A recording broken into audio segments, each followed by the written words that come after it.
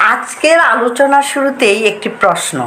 যদি আল্লাহ সর্বশক্তিমান ও পরম প্রেমময় হন, তাহলে তিনি কেন নিজেকে এমনভাবে প্রকাশ করেন না যাতে পৃথিবীর প্রতিটি মানুষ নিঃসন্দেহে তাকে চিনতে পারে? এই প্রশ্নই আধুনিক দার্শনিক জন শেলেনবার্গকে আলোড়িত করেছিল। তার মতে, একজন নিখুঁত প্রেমময় ঈশ্বর কখনই এমন একজন আন্তরিক অনুসন্ধানকারীকে নিজের সম্পর্কে অজ্ঞ রেখে দেবেন না। তাই ঈশ্বরের আত্মগোপন একটি গভীর দার্শনিক সমস্যা। Hello and welcome to our family podcast. আমরা এখানে ধর্ম, দর্শন, বিজ্ঞান, রাজনীতি, ইতিহাস এবং জীবনের নানা গভীর প্রশ্ন নিয়ে খোলামেলা আলোচনা করি। আমরা কোনো মতবাদ চাপিয়ে দিই না কিংবা আমাদের ব্যক্তিগত মতামতকে চূড়ান্ত সত্য হিসেবে উপস্থাপন করি না, বরং আমরা প্রশ্ন করি, যুক্তি খুঁজি, বিভিন্ন দৃষ্টিভঙ্গি বিবেচনা করে এবং সত্যের আরো কাছাকাছি পৌঁছানোর চেষ্টা করি। তাই আমাদের সঙ্গে থাকুন, হয়তো এই যাত্রা আপনিও খুঁজে পাবেন বিশেষ কিছু। আজকের আলোচনার প্রসঙ্গে ইসলাম একটি ভিন্ন প্রশ্ন তুলে। আল্লাহ কি সত্যিই লুকিয়ে আছেন, নাকি মানুষের হৃদয়ই পর্দায় আবৃত? কুরআন বারবার বলে, সৃষ্টি জগৎ, ইতিহাস, বিবেক এবং ওহী সবই আল্লাহর নিদর্শন। সমস্যা প্রমাণের নয়, সমস্যা উপলব্ধির। ইমাম আল গাজ্জালি বলেছিলেন, মানুষের হৃদয় একটি আয়নার মতো। পাপ, অহংকার, লোভ, আত্মপ্রবঞ্চনা এই আয়না মরিচা ধরায়। মরিচা জমলে সূর্যের আলো প্রতিফলিত হয় না। তাই ঈশ্বরকে না পাওয়ার কারণ সবসময় ঈশ্বরের নীরবতা নয়, কখনো মানুষের অন্তরের অন্ধকার। অন্যদিকে ইবনে রুশদ যুক্তি দিয়েছিলেন, যুক্তি ও ওহী পরস্পরের প্রতিদ্বন্দ্বী নয়, একই সত্যের দুটি পথ।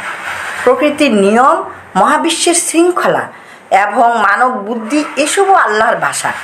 তাই ঈশ্বরকে খোঁজার অর্থ কেবল আকাশের দিকে তাকানো নয়, সত্যের প্রতিটি স্তরকে বোঝার চেষ্টা করা।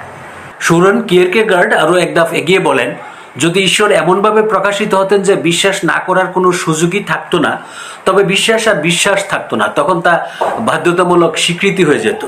ভালোবাসা যেমন জোর করে আদায় করা যায় না, এমনও তেমনও।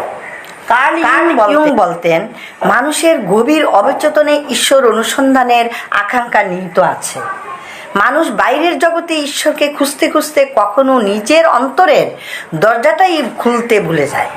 তাহলে কি ঈশ্বরের আত্মগোপন আসলে একটি আহ্বান, এমন এক ডাক যা মানুষকে অনুসন্ধান, আত্মসমালোচনা এবং সত্যের পথে যাত্রা করতে বাধ্য করে? হয়তো তাই। একজন শিক্ষক যদি পরীক্ষার সময় প্রতিটি উত্তর বলে দেন, তাহলে ছাত্রের জ্ঞান আর গড়ে ওঠে না। পৃথিবীও হয়তো তেমন এক পরীক্ষা, যেখানে আল্লাহ যথেষ্ট নিদর্শন দেন, কিন্তু এমন প্রমাণ দেন না যা মানুষের স্বাধীন সিদ্ধান্তকে অর্থহীন করে দেয়। তবুও শেলেনবার্গের প্রশ্নটি রয়ে যায়, যদি কোনো মানুষ সত্যি আন্তরিকভাবে খুঁজে তবু বিশ্বাসে পৌঁছাতে না পারে? ইসলাম এখানে বিনয় শিখায়। মানুষের অন্তর কতটা আন্তরিক সেটি একমাত্র আল্লাহ জানেন। তাই মানুষের চূড়ান্ত বিচার মানুষের হাতে নয়। আমাদের কাজ সত্যের অনুসন্ধান, আর বিচার আল্লাহর।